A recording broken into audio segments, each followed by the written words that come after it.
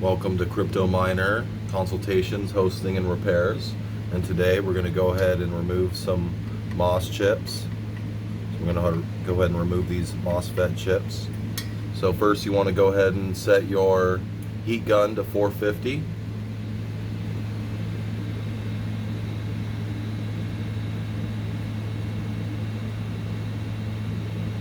We're going to start on one chip at a time.